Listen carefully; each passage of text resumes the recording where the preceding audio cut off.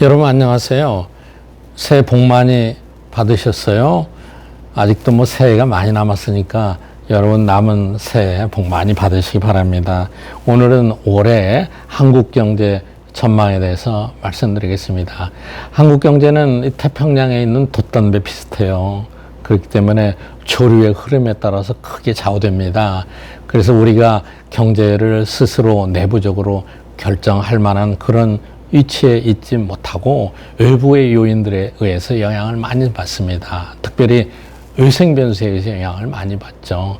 그럼에도 불구하고 내년에 경제 성장을 예측한 자료들을 보면은 전반적으로 매우 우울합니다. 성장률이 1%대에 머물 거리라는 전망이 제일 많습니다.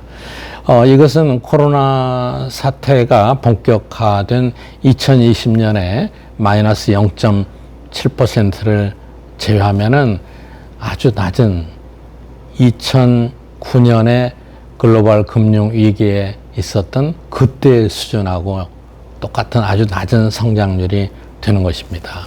근데 일부 예측 기관들은 1%보다 훨씬 낮은 마이너스 성장을 할 가능성까지 제기되고 있어서 올해 여러분 우리 경제 전망은 그렇게 밝지 않은 것 같습니다. 왜 그러느냐? 경제에 미칠 요인을 몇 가지 생각해 보죠. 첫 번째는 글로벌 경기 둔화로 인한 수출 부진입니다. 고물가, 고금리에 따른 소비 위축입니다. 그 해외 수출도 부진하고 내부의 소비도 위축될 것이라는 것이죠.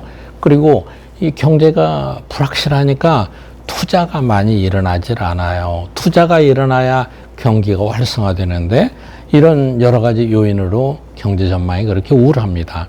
어떻게 해야 되느냐?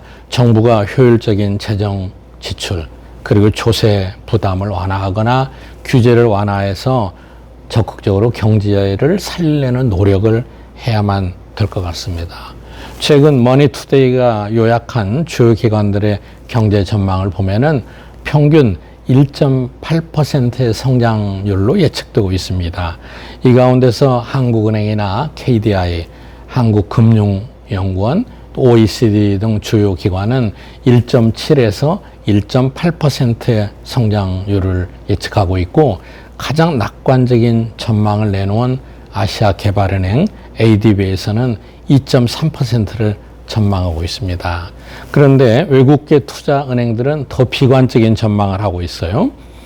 크레딧 스위스와 JP 모간은 1.4%, 바클레이스는 1.3%, UBS는 1.1%, 그리고 가장 우울한 전망은 노무라 증권에서 나왔어요.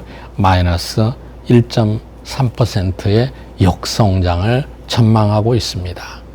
또 구체적으로는 이 세계 경제 둔화, 반도체 경기 이런 여러 가지로 인해서 수출이 위축되는 게 가장 큰 요인이죠.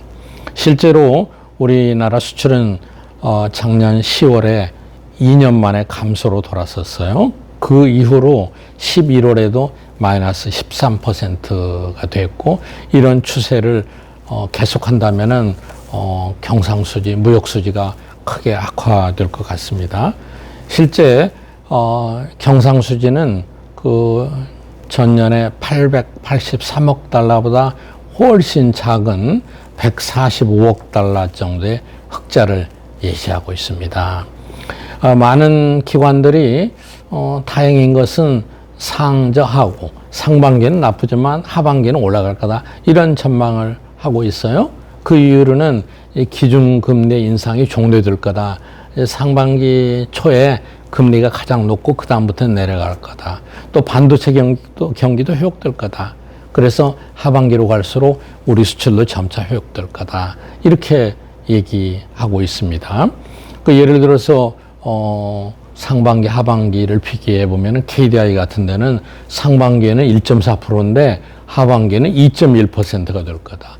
한국은행은 상반기에 1.3%인데 하반기엔 2.1%가 될 거다. 이렇게 뚜렷하게 상저하고로 나뉘어져 있습니다. 그리고 물가 상승과 내수 위축도 큰 문제로 지적되고 있습니다. 금리 인상에 따른 이자 부담, 고물가와 실질 임금의 하락으로 소비 증가율이 둔화되는 것이죠.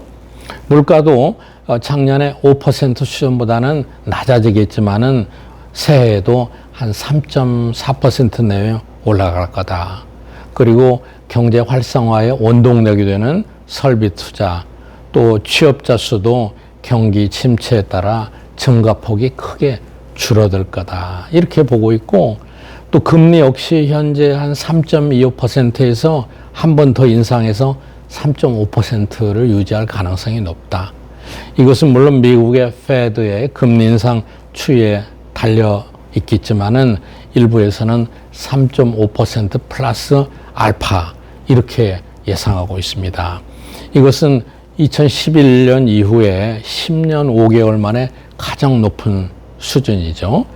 이 고금리로 물가 안정 효과가 나타나는 것은 당연한 일이지만은 여기에 대한 또 하나의 부작용은 지금 우리나라에서는 부동산 시장이 경착륙할 가능성이 높아지고 있습니다. 이거 역시 부동산도 연착륙하는 게 바람직하죠. 갑자기 가격이 크게 떨어지면은 또 다른 경제 문제를 야기할 수가 있습니다. 물론 이제 경기가 급격히 둔화되고 침체되면은 금리 인상의 기조가 변경돼서 금리 인하도 바뀔 수도 있습니다. 특별히 이제 올해 하반기가 되면은 실질 금리가 마이너스가 될 수도 있겠죠. 이런 여러 가지 상황을 감안한다면은 결론적으로 새해 경제는 우리 경제가 상당히 침체될 거다.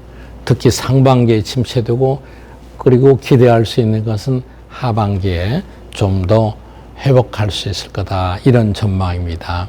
앞에 말씀드린 대로 우리 경제에 영향을 미치는 글로벌 외생 변수는 너무나 많습니다.